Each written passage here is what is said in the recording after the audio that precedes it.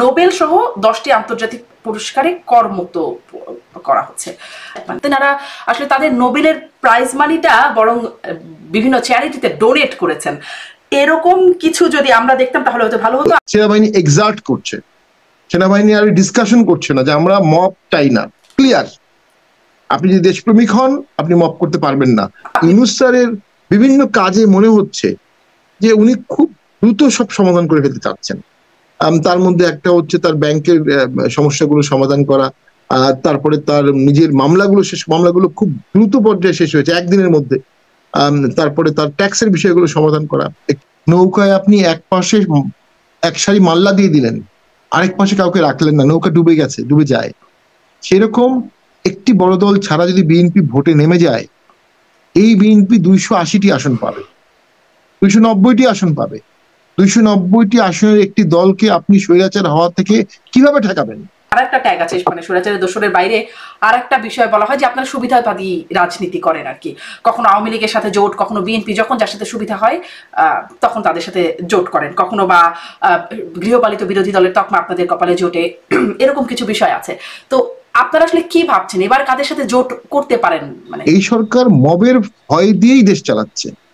এই মবটাকে আমরা মনে করছি বিচ্ছিন্ন, আসলে বিচ্ছিন্ন না। এটা খুব পারপিচুয়েটেড এবং প্ল্যান করে একটা ভীতিকর পরিস্থিতির মাধ্যমে রেখে শাসনের একটা প্রক্রিয়া যেটা ফেল করেছে। আর আজকের অতিথি জাতীয় পার্টির অতিরিক্ত মহাসচিব সাবেক এমপি ব্যারিস্টার শামীম হায়দার পাটোয়ারি।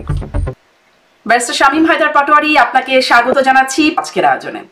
আপনার কাছ থেকে কয়েকটা আঙ্গিকে আজকে আসলে প্রশ্ন করব এবং জানতে চাইবো আপনার দলীয় কিছু প্রসঙ্গ নিয়ে কথা বলবো, সার্বিক রাজনীতির কিছু প্রসঙ্গ নিয়ে কথা বলবো এবং বিশেষ করে আপনি আইন অঙ্গনের মানুষ, আইনি কিছু বিষয় নিয়েও আপনার কাছ থেকে জানতে চাইবো। শুরু করি যে সম্প্রতি একটা ঘটনা দেখলাম বেশ আলোচিত হলো, রংপুরে জিএম কাদেরের বাড়িতে হামলা, আগুন দেওয়ার ঘটনা ঘটলো। বৈষম্য বিরোধীদের বিরুদ্ধে তিনি অভিযোগ করলেন এবং তারপরে আমরা দেখলাম সেনা সেখানে দায়িত্বপ্রাপ্ত আছেন ব্রিগেডিয়ার জেনারেল হুমায়ুন কাইয়ুম, তিনি কয়েকজনকে ডেকে নিয়ে গেলেন, নেতারা গেলেন, বললেন, একজন বিএনপি নেতা বললেন চা খেতে গেছেন, তারপর সরি বলে যার যার ঘরে ফিরে গেলেন, এরকম একটা ব্যাপার হলো। আমি আসলে আপনার কাছ থেকে এই বিষয়টি অনেক আলোচিত হয়েছে, গণমাধ্যমে এসেছে, তারপরেও আপনাদের অবস্থান থেকে একদম ছোট করে যদি একটু ঘটনাটি কি ঘটলো বলেন, এবং তারপর কি মামলা হয়েছে, আপনারা মামলা করেছেন, আপনাদের বিরুদ্ধে মামলার আপডেট, মানে সবশেষ আপডেটটা একটু জানি।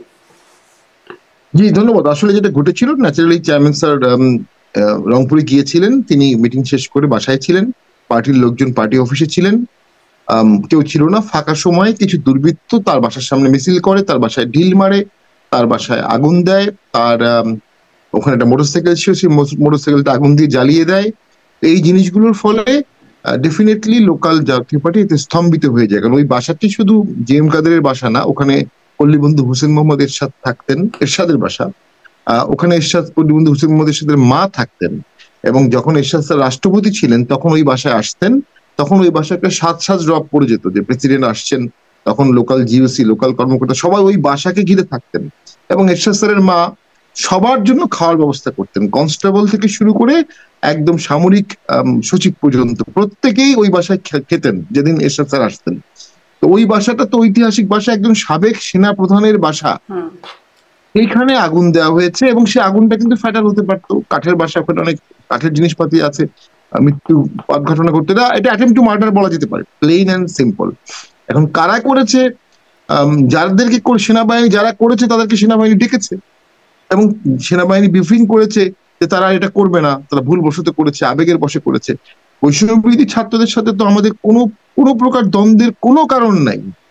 এবং খুব দুঃখের বিষয়, রংপুরে যে ছেলেটি আগুন দিয়েছে বা মিছিল দিয়েছে বা এই মুহূর্তে বৈষম্য বিরোধী প্রধান, 6 তারিখে সে ফুলের মালা নিয়ে বেনর মোস্তফাকে ফুলের মালা দিয়েছে, যে আপনার এই আন্দোলনে ব্যাপক ভূমিকার জন্য আমরা আন্দোলন করতে পেরেছি, ওনাকে ফুলের মালা দিয়েছে। তার সাথে ফুলের মালায় ছিল আরিফ, সে জেলে ছিল।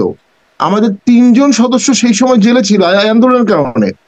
সেই 3 জনের একজন হচ্ছে ছাত্র সমাজের সভাপতি আরিফ, যে এখন মামলা করেছে ওদের বিরুদ্ধে, এবং সেখানে রংপুরের বৈষম্য বিরোধী ছাত্রদের নেতাদের বিরুদ্ধে একটা মামলা সেটা নেওয়া হয়েছে।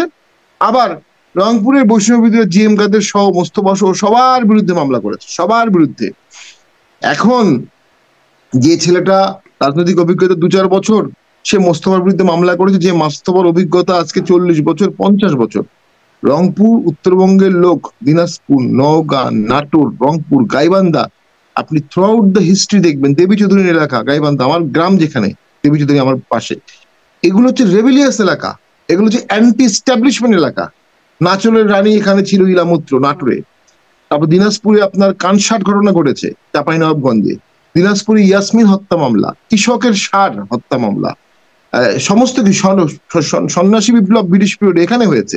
এবং অতি সম্প্রতি 90 সালে যখন এরশাদকে অ্যারেস্ট করা হলো তার ক্ষমতা ছাড়ার পরে, রংপুরের লোক ডিসি অফিস ঘেরাও করেছিল, লাথি মেরে ডিসি অফিস ভেঙেছে, ভেঙে সেখানে গিয়ে ডিসি কে ফোর্স করেছে নমিনেশন জমা দিতে। গাইবান্ধার লোক তো গিয়ে ওখানে ডিসির কলার ধরেছে।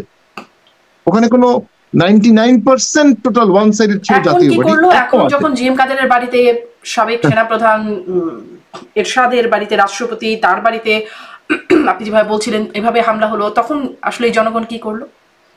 তখন জনগণ অবশ্যই পরের দিন ব্যাপক আন্দোলন করত, ব্যাপক ক্ষোভ হতো, কিন্তু সেনাবাহিনী তখন টেক ওভার করে নিয়েছে।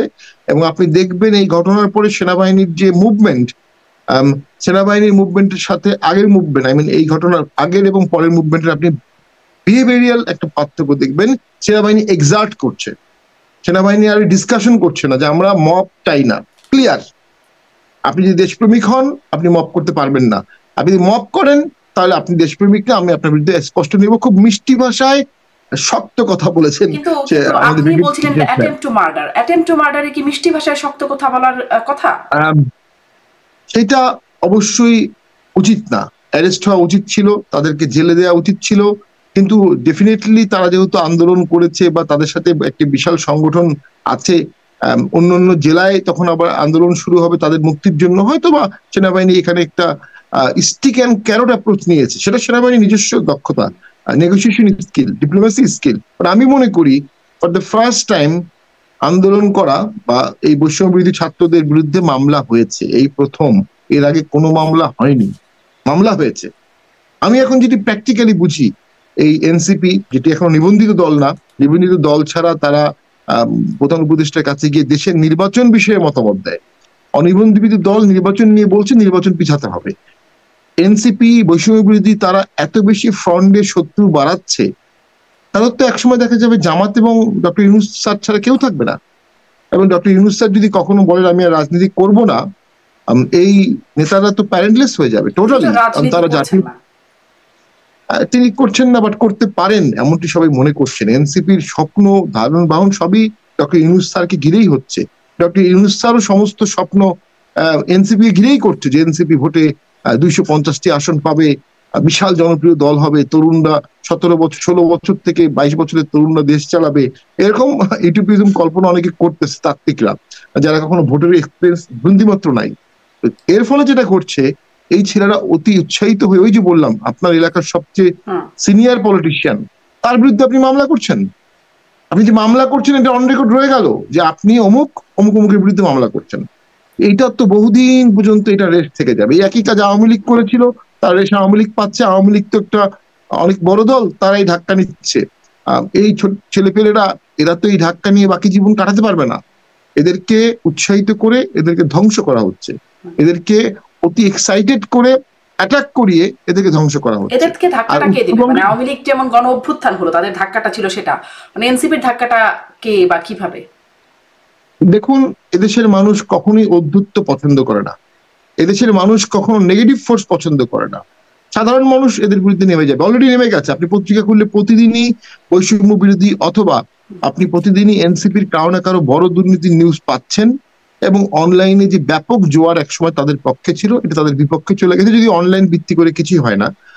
এবং আমি মনে করি মাঠে ঘাটে তারা খুব সাড়া ফেলতে পারেনি। যদিও সাজিদ সম্প্রতি সাজিদ সাহেব উত্তরবঙ্গ ভিজিট করলেন এবং তার মিটিং এ বেশ লোকজন দেখা গেল, কিন্তু আমি মনে করি সারা বাংলাদেশের 30,000 ওয়ার্ড ভিত্তিক একটি দল করার মতো শক্তি এনসিপি বা বৈষম্য বিরোধী ছাত্র বা ইনকিলাব মঞ্চ বা সবাই মিলেও করতে পারেনি। কারণ তারা একই ভোট ব্যাংকে ঘুরপাক খাচ্ছে। তাদের ভোট ব্যাংকটা আলট্রা ইসলামিস্ট এবং তাদের ভোট ব্যাংকটা অনেক ক্ষেত্রে অ্যান্টি 71। শেষ করে দিচ্ছি, তারা প্রথমেই একটা অ্যান্টি 71 রোল নিয়ে নিয়েছে। এদেশের মানুষ তাদেরকে ন্যাশনাল হিরোর পর্যায়ে রেখেছিল, কিন্তু দেখা গেল তারা 47 থেকে আমাদের স্বাধীনতা শুরু হবে, 71 কেন হবে, রিসেট বাতন বিভিন্ন কথা বলে মুক্তিযুদ্ধকে কিছুটা ছোট ছোট করে তারা একটা অবস্থান এক্সপোজ করে ফেলেছে। এবং আমি বলবো এটাও রাজনৈতিক তাদের একটা ভুল অ্যাডভাইস। তাদের মনের মধ্যে যদি কোনো আকাঙ্ক্ষা কামনা বাসনা থেকেও থাকে, তারা খুব দ্রুত এটা দেখিয়ে ফেলেছে, এবং এই দ্রুত দেখিয়ে ফেলার কারণে জনগণের বিশাল অংশ প্রথমেই তাদের ব্যাপারে সতর্ক হয়ে গেছে। দেন আসছে দুর্নীতি। এক লাইনে শেষ করে দিচ্ছি, যতগুলো দুর্নীতির অভিযোগ আসছে প্রত্যেকটা অভিযোগের এনসিপি বা বৈষম্যবিরোধী বা সবাই একটা ব্যাখ্যা দিয়েছে যে ও আমার পিএস না, ওর দায় আমি নেব না। কেউ প্রমাণ করতে পারেনি দুর্নীতিটি হয়নি, কেউ বস্তুনিষ্ঠ ভাবে অঙ্ক দিয়ে বলতে পারেনি দুর্নীতি হয়নি, কিন্তু সবাই ডিশোল্ডারিং করছে দুর্নীতির অভিযোগটা। সো বিপ্লব, আমি সবসময় একটা কথা বলি, বিপ্লবীরা পবিত্র, মহাপবিত্র। বিপ্লব অবস্থায় যারা মারা যায় তারা বাকি জীবন শহীদের মর্যাদা পায়, ন্যাশনাল হিরো। বিপ্লবী যখন করাপ্টেড হয়ে যায় তখন তারা আর বিপ্লবী থাকে না, তখন বিপ্লবকেও সে ধারণ করেনি, বিপ্লবও তাকে আর ধারণ করবে না, তারা তখন জাতীয় বার্ডেন হয়ে যায়। আপনি বলছিলেন এনসিপির ভোটের ব্যাংকের হিসাবের কথা বলছেন, আমি আপনাদের ভোটের হিসেবের কথাও একটু পরেই জানতে চাই। কিন্তু আপনি মানে ওই জায়গাটি আপনি কি মনে করেন যে পরিস্থিতির উন্নতি হয়েছে? কারণ যখন ঢাকায় জাতীয় পার্টির অফিসে হামলা হলো, অগ্নিসংযোগ হলো, তখন সেখানে সেনাবাহিনী পুলিশ আশেপাশেই ছিল, সেটা ঠেকানো হলো না। পরবর্তীতে আমি আপনার কাছেই আমার এই প্রোগ্রামে জিজ্ঞাসা করেছিলাম যে মামলা হয়েছে কিনা, আপনি বলেছিলেন মামলা নেওয়া হয় নাই তখন সেই ঘটনায়। মানে এখন এই ঘটনায় একটা বাড়িতে হামলা হলো, সাবেক সেনাপ্রধানের বাড়িতে, সাবেক রাষ্ট্রপতির বাড়িতে, আমরা দেখেছি 32 নম্বর বঙ্গবন্ধুর বাড়িতেও হামলা হলো, সেখানেও সেনাবাহিনীর উপস্থিতি ছিল কিন্তু তারাও চলে আসলো। এখানে অন্তত ডাকা হলো এবং কথা হলো। মানে মবের বিরুদ্ধে কি এখন অবস্থানটা উন্নতি হয়েছে? জি, কালকে বিএনপির বর্ষিয়ান নেতা সালাউদ্দিন সাহেব উনি যখন চিফ অ্যাডভাইজারকে কথা বলছিলেন, অলি আহমেদ কথা, সবাই কিন্তু ল অর্ডার নিয়ে খুব কনসার্ন যে ল অর্ডার ভেঙে পড়েছে, এবং ল অর্ডার ভেঙে পড়লে সে দেশে কোনো সংস্কার সম্ভব হয় না, সে দেশে কোনো উন্নয়ন সম্ভব হয় না, সে দেশে কোনো কিছুই হবে না। তো সেই ক্ষেত্রে সেনাবাহিনী দেখছে যে ল অর্ডার ভাঙতে ভাঙতে একটা পর্যায়ে কোথায় যাবে, একটা পর্যায়ে দেশ আর দেশ থাকবে না, একটা পর্যায়ে নির্বাচন তো দূরে থাক, ডে জীবন বাঁচানোই কঠিন হয়ে যাবে। এবং যে ভয়েসে এই মবকারীরা সেনাবাহিনীর সাথে কথা বলে, যে টোনে, এটা তো সেনাবাহিনীর জন্য খুব অমর্যাদাকর। যে টোনে তারা পুলিশের এসপি অথবা ওসির সাথে কথা বলে, ধানমন্ডিতে একটা ঘটনা ঘটেছিল, আর ঘটনা ঘটলেই তারা ছুটে যাচ্ছে বড় বড় নেতারা, এটাও তো আরেকটা ইল অ্যাডভাইস। ওরা তো ওখানে ফোন করতে পারে, ওরা ওখানে মেসেজ দিতে পারে, নিজেরা চলে যাচ্ছে। ওই যে অপরিপক্কতা কিছুটা আছে, কারণ এরা যদি এমপি হয়, মন্ত্রী হয়, দেখো যে মন্ত্রী অবস্থায় এরা থানায় চলে গেছে যে আমার অমুককে ছেড়িয়ে নিয়ে আসেন। এটা মানে ফিলোসফিক্যালি খুব সুন্দর মনে হয় যে সহকর্মীকে ছড়িয়ে নিতে জেলখানায় চলে গেছেন, কিন্তু রাষ্ট্র কাঠামোয় চিট ধরিয়ে দেয়, অর্ডার অফ প্রেসিডেন্ট হায়ারার্কিতে চিট ধরিয়ে দেয়। এই ক্ষেত্রে আমি মনে করি সেনাবাহিনী একটা মেসেজ দেওয়া শুরু করলো রংপুর থেকে। এর আগেও 2006 সালে যখন এরশাদ স্যারের নমিনেশন বাতিল করে দেওয়া হলো, তখনও কিন্তু রংপুর থেকেই আন্দোলন শুরু হলো। ইভেন 24 সালে আবু সাইদের মৃত্যু হলো রংপুরে, তারপরে কিন্তু আন্দোলন বেগবান হয়েছে, এবং রংপুরে সর্বদলীয় আন্দোলন প্রথম বাংলাদেশে শুরু হয়েছে রংপুরে এই 24 সালেও। রংপুর একটা টার্নিং পয়েন্ট, ইতিহাসে অসংখ্যবার হয়েছে, আবার হবে, আবার হতে যাচ্ছে। এবং এই ক্ষেত্রে ডেফিনেটলি আমি মনে করি সেনাবাহিনী রংপুরের মানুষের পালস বুঝে এখানে ন্যায় বিচার করেছে। এবং মামলায় কি হবে আমরা জানি না, হাজারো মামলা সারাদিনই হচ্ছে, কিন্তু যেভাবে করে আমাদের এই বিপ্লবীরা আস্তে আস্তে বিএনপির কাছে, জাতীয় পার্টির কাছে, আওয়ামী লীগের কাছে, সাধারণ মানুষের কাছে কিছুটা আইসোলেশনে যাচ্ছে, কিছুটা দুর্নীতির অভিযোগে তারা অভিযুক্ত হচ্ছে, আমি তো মনে করি তারা আস্তে আস্তে দল করতে পারবে না। তাদের একমাত্র ভবিষ্যৎ হচ্ছে বিএনপি যদি তাদেরকে আসন ছেড়ে দিয়ে স্বতন্ত্র প্রার্থীকে জোর করে বসিয়ে তাদেরকে জিতিয়ে নিয়ে আসে। কিন্তু বিএনপির দায়িত্ব তাদের একটা মুখোমুখি মানে একদম বাকবিতণ্ডার অবস্থা বিরাজ করছে, সেখানে বিএনপি কেন তাদের জন্য আসন, মানে এই অবস্থানের কোন রকম সম্ভাবনা কি আছে যে তাদেরকে আসন ছেড়ে দেবে বিএনপি? বিএনপি এসব বিষয়ে অতীতে আমরা দেখেছি যথেষ্ট লিবারেল দল, অনেক ছোট দলকেই তারা অ্যাকোমোডেট করেছে। এখন ওই যে বললাম ইল অ্যাডভাইসের কারণে এই ছাত্ররা অনেক ক্ষেত্রেই অনেক বড় বড় নেতার সাথে দ্বন্দ্বে জড়িয়ে গেছে। সেদিন দেখলাম একজন নেতাকে বলছে আপনি পড়ালেখা করে আসবেন, এটা নিয়ে ঝগড়া হচ্ছে। আরেক জায়গায় দেখলাম আরেকজন আমাদের রিপন ভাইয়ের সাথে ঝগড়া হচ্ছে। ঝগড়া না করাটা হচ্ছে রাজনীতি, ঝগড়া করে চাপিয়ে দেওয়াটা তো রাজনীতি না। তো ডেফিনেটলি তাদের সাথে সিনিয়র অনেক পলিটিশিয়ানের মানসিক দূরত্ব হচ্ছে, এটা বয়সের কারণে হতে পারে, কিন্তু বিএনপি হয়তো বা তাদেরকে কিছু কিছু জায়গায় সাপোর্ট দিবে, অ্যাকোমোডেট করবে। কতটুকু করবে, কেন করবে, এই জায়গাটাই এটা করবে এই কারণে যে ইলেকশনের যে দাবিটা উঠেছে সেই দাবির পথে একমাত্র বাধা এখন এনসিপি এই মুহূর্তে। ডক্টর ইউনূস স্যার আমার অত্যন্ত শ্রদ্ধাভাজন ব্যক্তি, অনেক বক্তব্য তার শুনেছি, মনোমুগ্ধকর বক্তব্য, কয়েক কোটি মানুষকে বক্তব্য দিয়ে উনি হিপনোটাইজ করতে পারেন, এই ক্ষমতা তার আছে, দেশের একজন অ্যাসেট। এই 8 মাসে উনি ওনার সেই অসাধারণ ক্যারিশমা দেশের স্বার্থে ব্যবহার করলেন না, ওনার আশেপাশের যে অ্যাডভাইজারি হ্যান্ড আছে এই হ্যান্ডটা তাকে সাপোর্ট দিতে পারেনি, তিনি সাপোর্টিভ হ্যান্ড গড়েননি, সবকিছু করেছেন, একটা সুন্দর দেশ গড়ার টিম কেন করলেন না এটা দুঃখের বিষয়। নাও বিএনপি ডক্টর ইউনূস স্যারের দুটো জায়গায় আমি মনে করি ক্রেডিবিলিটি ক্র্যাক ধরছে। প্রথম, তিনি বললেন 1000 বছরের মধ্যে শ্রেষ্ঠ নির্বাচন করে দেবো আমি, তার 1 মাস পরেই বললেন নির্বাচন করা সম্ভব না, আমি পদত্যাগ করব। এই জাপানে বললেন একটি দল ছাড়া কেউ ভোট চাচ্ছে না, অথচ কালকে তার সাথে মিটিং এ 26টি দল ভোট চেয়েছে, একমাত্র এনসিপি চায়নি। তো ওনার বক্তব্যের সাথে বাস্তবতা মিলছে না, ওনার চারপাশের অ্যাডভাইজাররা তাকে রোজি পিকচার দিচ্ছে, এই রোজি পিকচার দিয়ে উনি দেশ চালাতে পারবেন না। আমরা আসলে ব্যারিস্টার শামীম পাটোয়ারী এই কথাটা আমরা যখন সাবেক আওয়ামী লীগ সরকার ছিল তখনও শুনতাম যে শেখ হাসিনাকে এই ভুল চিত্র তাদেরকে তার কাছে উপস্থাপন করা হচ্ছে। চিত্র কি শুধু উপদেষ্টারা দিচ্ছেন বা তার আশপাশে পরিবেশে যে মানুষগুলো গণমাধ্যমে, সামাজিক যোগাযোগ মাধ্যমে মানুষের কথা বুঝবার কোনো উপায় তাদের নাই? দেখুন, একটা সুবিন্যস্ত রাজনৈতিক দল এবং রাজনৈতিক চর্চা যদি থাকে তাহলে দেশের পালসটা দ্রুত বোঝা যায় এবং সেভাবে রিয়াক্ট করা যায়। অবশ্যই ডক্টর ইউনূস স্যারের কোনো দল নাই এখন পর্যন্ত, যদিও উনি এনসিপিকে আমরা ওনার দলই মনে করি, বাট এখন পর্যন্ত ওনার কোনো দল উনি দেশব্যাপী করেননি। ওনার তথ্যগুলো আসতেছে কোত্থেকে আমরা জানি না, তবে এটা আমরা অনুভব করি দেশের সব গোয়েন্দা সংস্থা, সব ব্যুরোক্রেসি, সব পুলিশ, সব আর্মি এই সরকারকে একযোগে সমর্থন করছে না কয়েকটা কারণে। তার মধ্যে একটি হচ্ছে এটা ইন্টারিম গভর্নমেন্ট, এই গভর্নমেন্টের মেয়াদ একদিনও হতে পারে, 10 বছরও হতে পারে, এক্ষেত্রে ব্যুরোক্রেসি, পুলিশ সবাই সতর্ক। 2, কিছু জায়গায় এত বেশি ইন্টারফারেন্স করা হচ্ছে যে প্রশাসন, গোয়েন্দা সংস্থা, ব্যুরোক্রেসি তারা এক্ষেত্রে সরকারকে সহযোগিতা করবে না, এটাই খুব নর্মাল। 2, নারী কমিশনের রিপোর্টের মতো বিতর্কিত একটি বিষয় এই সেন্সিটিভ সময় সরকারের কমিশন দিয়েছে, এটা কোনো ওয়াইজুম হতে পারে না, টাইমিংটা খুব রিফর্মের জন্য টাইমিংটা খুব ইম্পর্টেন্ট। 2, আরেকটা হচ্ছে 3, সরকারি কর্মচারীদের 7 দিনে চাকরি চলে যাবে, এরকম একটি উত্তপ্ত করাই অবস্থায় উনি উনি লাভ দিয়েছেন। এই সময় কেউ এই আইন করে? ওই যে বললাম ইল অ্যাডভাইস, ওই যে বললাম তার ম্যাচিউরড একটা সার্কেল দিয়ে উনি দেশ চালাচ্ছেন না, যার ফলে যেটি হচ্ছে দেশটা চলছে না, দেশটা চলবে না 10 বছরের মধ্যে। যে অ্যাটেম্পটাই নিচ্ছে সেই অ্যাটেম্পটাই আসলে সফল হচ্ছে না, মানে ঠিক সফল হচ্ছে না আমরা বলবো, কারণ আসলে সফলতা গতানুগতিক কাজগুলো হচ্ছে, কিন্তু আসলে 8 মাসে তো আমরা কোনো বড় সাফল্য দেখতে পারিনি। 10 লাখ জব ক্রিয়েশন, 100 বিলিয়ন টাকা আসা, বাংলাদেশ থেকে প্রচুর লোক বিদেশে যাওয়া, এই সংক্রান্ত বিষয়ে যে বিশাল বিশাল সাফল্যগুলো বাংলাদেশের জন্য প্রয়োজন, যেটি বাংলাদেশকে বাঁচাবে, সেটি কিন্তু আমরা দেখতে পাচ্ছি না।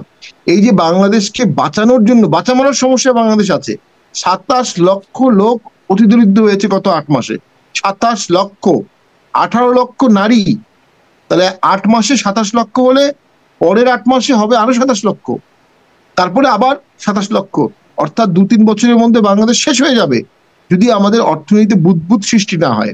ঠিক সেই জায়গাতেই একটা নির্বাচন করে কি হবে? এটা সত্য, নির্বাচন করে যে সরকারই আসবে তারা আগের থেকে ব্যাপক উত্তম সরকার হবে এমন কি না। অর্থনীতি প্রসঙ্গে আসলেন একটু ছোট্ট করে, যদিও আজকে আমি এই প্রসঙ্গে নিয়ে খুব বড় করে কথা বলবো না, অর্থনীতিবিদ যে অনেক বলছেন, তারপরে রাজনীতিক হিসেবে বাজেটটা একটু হলো সেই বাজেট সম্পর্কে আপনার কি মূল্যায়ন, এবং এর সাথে একটা বিষয় একটু জুড়ে দিই যে বাজেট ঘোষণার আলোচনা সমালোচনা অনেক গুরুত্বপূর্ণ বিষয় নিশ্চয়ই বাজেট দেশের জন্য। সেখানে সামাজিক যোগাযোগ মাধ্যমে আলোচনা হচ্ছে যে নোবেল সহ 10টি আন্তর্জাতিক পুরস্কারে করমুক্ত করা হচ্ছে, এটা কিরকম, সামাজিক যোগাযোগ মাধ্যম তো এখন একটা গুরুত্বপূর্ণ জায়গা, কিভাবে এটি দেখেন? দুটি বিষয় আপনি যদি একটু বিশ্লেষণ দেন ছোট করে, এবং এই প্রসঙ্গটা একটু বলেন। জি, আমি আসলে নোবেল একটা গল্প বলেছিলাম যে 64 যুদ্ধে আমাদের হুমায়ুন, উনি শেরশাহের কাছে কৌশলে পরাস্ত হয়ে যান। শেরশাহ সুর বাংলাদেশে যখন আসেন হুমায়ুন, তাকে সন্ধির প্রস্তাব দিয়ে সময় কালক্ষেপণ করে বর্ষায় নিয়ে যান, প্রচন্ড বর্ষায় নদীর পানি ফ্লো হয়, কামানের গোলা ভিজে যায়, এই অবস্থায় শেরশাহ হুমায়ুনকে অ্যাটাক করে, হুমায়ুন সমস্ত প্রাণ বাঁচাতে পানিতে লাফ দেয়, তখন একজন মশক ভাই তার জীবন বাঁচায় এবং হুমায়ুন বলে এই মশক ভাইকে তোমাকে আমি একদিনের জন্য হলো দিল্লির সম্রাট বানাবো। একদিনের জন্য ওনাকে দিল্লির সম্রাট বানানো হয়, উনি নিজের নামে একটি জায়গির আর মশক ভাইদের বেতন মানে পানি বিভাগের বেতন বাড়িয়ে দেয়। তো ইউনূস স্যারের বিভিন্ন কাজে মনে হচ্ছে যে উনি খুব দ্রুত সব সমাধান করে ফেলতে চাচ্ছেন। তার মধ্যে একটা হচ্ছে তার ব্যাংকের সমস্যাগুলো সমাধান করা, তারপরে তার নিজের মামলাগুলো খুব দ্রুত পর্যায়ে শেষ হয়েছে একদিনের মধ্যে। তারপরে তার ট্যাক্সের বিষয়গুলো সমাধান করা, একটি ইউনিভার্সিটি করা, এগুলো খুবই তুচ্ছ ব্যাপার তার জন্য। এবং নোবেল প্রাইজ উনি কি এটা বুঝিয়েছেন আমি জানি না, ট্যাক্সের এই বাজেটের এই পার্টটা আমি দেখিনি। উনি কি বুঝিয়েছেন যে অতীত নোবেল প্রাইজ আগের যেটা পেয়েছেন সেটা, নাকি ভবিষ্যতে পেতে পারেন সেটা? তো আমি সাধারণত আইন তো হয় আমিও বাজেট নিয়ে খুব আজকের বিষয়ে আলোচনা করবো না, কিন্তু সামাজিক যোগাযোগ মাধ্যমে দেখলাম বিভিন্ন গণমাধ্যমের লিঙ্ক দিয়ে দিয়েছে নোবেল সহ কয়েকটি, মানে তখন মনে হলো যে আমরা তো আসলে দেখি অনেক আন্তর্জাতিক নোবেল লরেট আছেন যারা, যেমন মার্কিন সাবেক প্রেসিডেন্ট ক্যান্ডিডেট ছিলেন আল গোর, এরকম অনেকেই আছেন, রাশিয়ার একজন দিমিত্রি মুরাটভ, তেনারা আসলে তাদের নোবেলের প্রাইজ মানিটা বরং বিভিন্ন চ্যারিটিতে ডোনেট করেছেন। এরকম কিছু যদি আমরা দেখতাম তাহলে হয়তো ভালো হতো। আপনি বলছেন যে কিভাবে ট্যাক্স মাফ করে নিয়েছে, কিভাবে এই বিষয়গুলো হচ্ছে আর কি, তার সমস্যাগুলো সমাধান করে ফেলছে। যাই হোক, এই বিষয়ে খুব কথা না বলি, আপনি কি এই বিষয়ে আরেকটু বলতে চান, বাজেটের প্রসঙ্গে আরেকটু বলতে চান? বাজেট বিষয় নিয়ে আমরা বাজেটটা পুরো দেখি আসলে। যেটি হচ্ছে অনেক বড় বাজেট হয়েছে এবং প্রায় 4.5 লক্ষ কোটি টাকা এখানে কর আদায়ের চেষ্টা করা হয়েছে, যেটা কোনোভাবেই সফল হবে না। কোনোভাবে, এটা আগেও হতো না, আগেও সবসময় অ্যাম্বিশিয়াস টার্গেট দেওয়া হতো, কিন্তু কাছাকাছি যেহেতু এখন এটা কাছাকাছি যাওয়ার কোনো সুযোগ নাই। আমি যতটুকু কর সম্পর্কে জানি, কর আদায়ের হার অত্যন্ত কমে গেছে, আবার বিদেশি এইডও কমে গেছে, এফডিআইও কমে গেছে। তাহলে সরকার ইভেনচুয়ালি যেটা করবে, আগের সরকারের মতো ব্যাংক থেকে লোন নিতে বাধ্য হবে। যখন সরকার ব্যাংক থেকে লোন নেবে তখন প্রাইভেট ইনভেস্টররা ব্যাংক থেকে আর লোন পাবে না। ঠিক ওই জাতাকলের মধ্যেই বাংলাদেশ আবার পড়ে যাচ্ছে। তো বাজেট নিয়ে আমরা বেশি কথা বলবো না। মূলত রাজনীতি ঠিক হলে অর্থনীতি ঠিক হবে, রাজনীতি ঠিক না হলে অর্থনীতি ঠিক হবে এমন নজির বাংলাদেশে নাই, পৃথিবীতে নাই। জি, মেজর শ্যাম পাটোয়ারি, আবার ওই পুরনো জায়গায় আসি যে সেই হামলার ঘটনায় যারা জড়িতরা সেনা ক্যাম্পে গিয়ে তো সরি বলেছেন এবং তারা বলেছেন আর হবে না, আর হবে না। এটি কি আপনারা আস্থায় নিতে পারছেন? কারণ সম্প্রতি আপনারা ইফতার মাহফিল থেকে শুরু করে নানান রকম যেই আয়োজনই করতে গেছেন, জাতীয় পার্টিকে স্বৈরাচারের দোষর আপনারা, এই জন্য আপনাদেরকে সেগুলো করতে দেওয়া হয়নি, বাধা দেওয়া হয়েছে। আর হবে না, এটি কি আপনারা আস্থায় নিতে পারেন? রংপুরের খুব সুমিষ্টভাষী ব্রিগেডিয়ার জেনারেল সাহেব খুব মিষ্টি এসে বলেছেন যে এটা রংপুরে হবে না, বাংলাদেশের কোথাও হবে না। তো আমরা সেনাবাহিনীর কথার উপর আস্থা রাখতে চাই। সকল দল তাদের মত প্রকাশ করবে, তাদের প্রোগ্রাম করবে, সেখানে অ্যাটাক হবে কেন? তো অ্যাটাক হচ্ছে কেন? তাত্ত্বিকভাবে জাতীয় পার্টিকে নিয়ে এনসিপি একটি সংকটে পড়ে গেছে। প্রথম সংকট হচ্ছে জাতীয় পার্টি পালায়নি, প্রথম কথা। দ্বিতীয় কথা, জাতীয় পার্টির একটা বড় অংশ, আমি টকশোতে সুস্পষ্টভাবে আন্দোলনের পক্ষে কথা বলেছি, মেয়র মোস্তফা আন্দোলন করছে, এবং আমাদের চেয়ারম্যান সংসদে বলেছে যারা বৈষম্য বিরোধী আন্দোলন করছে তারা মুক্তিযোদ্ধা। তো আমাদেরকে আন্দোলন বিরোধীও বলতে পারছে না। কিন্তু আমাদের ভোট আছে, উত্তরবঙ্গে ব্যাপক ভোট আছে, তার সাথে ফ্লোটিং ভোটের একটা সম্ভাবনা আছে, তার সাথে কোনো কারণে আমরা বড় বা ছোট একটি দলের সাথে জোট করে ফেলতে পারি যে কোনো সময়। ঠিক এর কোনো একটি ঘটনা ঘটলেই দেখা যাবে জাতীয় পার্টি বেশ উল্লেখযোগ্য সংখ্যক ভোট বা আসন পাচ্ছে। 91 সালে চরম প্রতিকূলতার মধ্যে জাতীয় পার্টি 35টি আসন পেয়েছিল, চরম প্রতিকূলতা, পোস্টার লাগাতে পারেনি, ভোট চাইতে পারেনি। 70টি আসনে সেকেন্ড হাইয়েস্ট ভোট পেয়েছিল। 96 সালে জাতীয় পার্টি 16% ভোট পেয়েছিল। এনসিপির এই সাফল্য আসার সম্ভাবনা আপাতদৃষ্টিতে তারা দেখছে না। জাতীয় পার্টিকে ধ্বংস করতে পারলে, জাতীয় পার্টিকে গর্তে ঢুকিয়ে ফেলতে পারলে, জাতীয় পার্টিকে ঘরে ঢুকিয়ে খাঁচাবন্দি করতে পারলে এনসিপির মনে হচ্ছে যে তারা হয়তোবা উত্তরবঙ্গে জাতীয় পার্টির ভোটগুলো পাবে, যেটি সম্পূর্ণ ভুল, সম্পূর্ণ ভ্রান্ত। আপনারা হয়তো বড় বা ছোট দলের সাথে জোট করে ফেলতে পারেন, মানে আপনাদের সাথে আরেকটা ট্যাগ আছে, মানে স্বৈরাচারের দোষরের বাইরে আরেকটা বিষয় বলা হয় যে আপনারা সুবিধাবাদী রাজনীতি করেন আর কি। কখনো আওয়ামী লীগের সাথে জোট, কখনো বিএনপি, যখন যার সাথে সুবিধা হয় তখন তাদের সাথে জোট করেন, কখনো বা গৃহপালিত বিরোধী দলের তকমা আপনাদের কপালে জোটে, এরকম কিছু বিষয় আছে।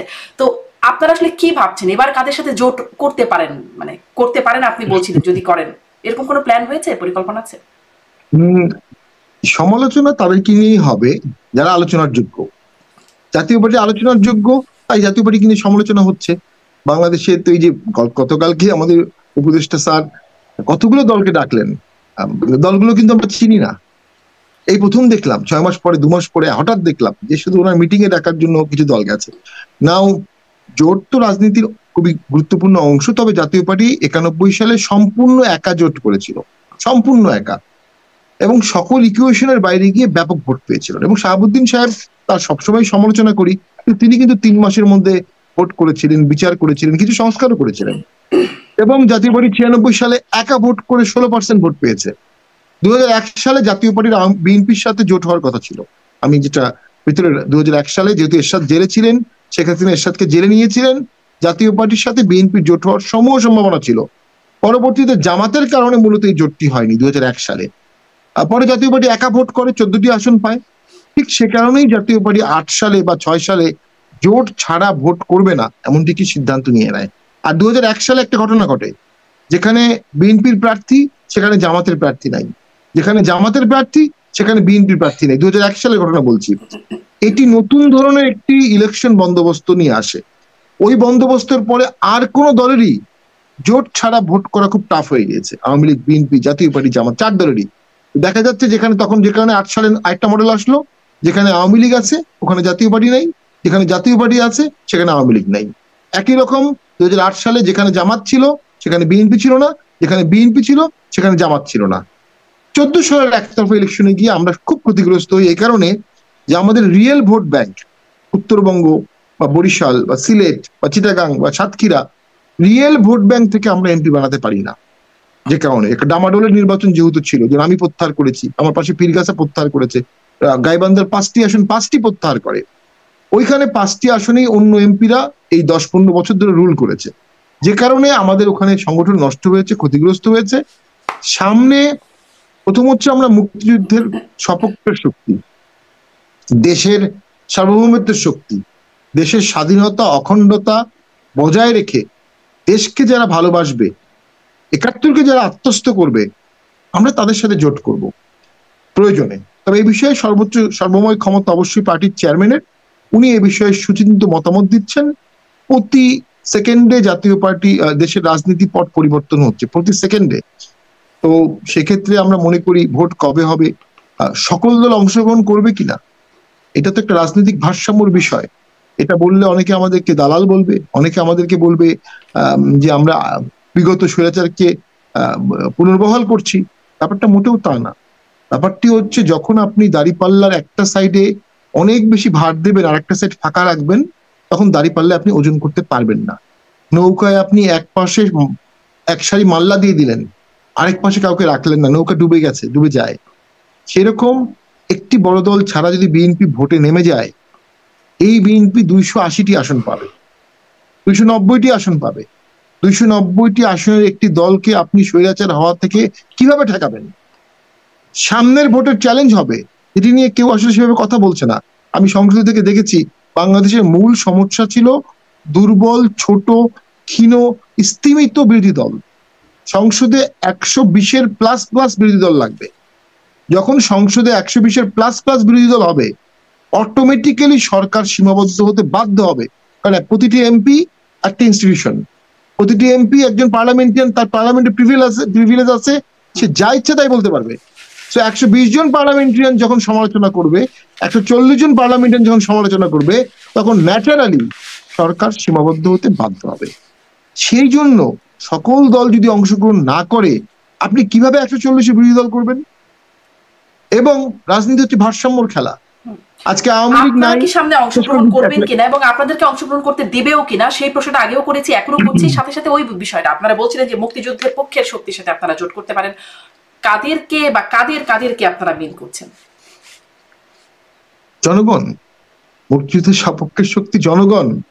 জোট করবেন না, জোট তো কোনো রাজনৈতিক দলের সাথে। হ্যাঁ, সেটা একটা মোর্চা আমরা মনে করি দেশের স্বার্থে এখন একটা 71 মোর্চা করা প্রয়োজন, মুক্তিযুদ্ধ মোর্চা করা প্রয়োজন। সেই মোর্চায় সকল দল থাকবে, সকল মত থাকবে, যারা বাংলাদেশকে ওন করে, 71কে ওন করে।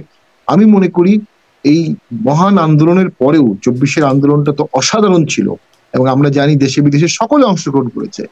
কিন্তু আন্দোলন করে আওয়ামী লীগ, তাহলে আওয়ামী লীগ কি সেই মোর্চায় থাকবে? 71 ফোন করে আওয়ামী লীগ তো নিষিদ্ধ দল, যদি আওয়ামী লীগ নিষিদ্ধ দলই থেকে থাকে আইনগতভাবে তো আওয়ামী লীগ তাহলে ভোট করতে পারবে না অবশ্যই।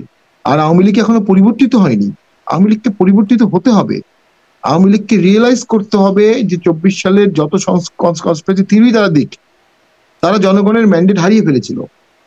তবে এই কথা সত্য, এখন বর্তমান সরকারের ব্যর্থতার কারণে, করিডোর ইস্যুর কারণে জনগণের একটা সেগমেন্ট এখন আবার আওয়ামী লীগের ভার্সনটাকে রিলেট করছে।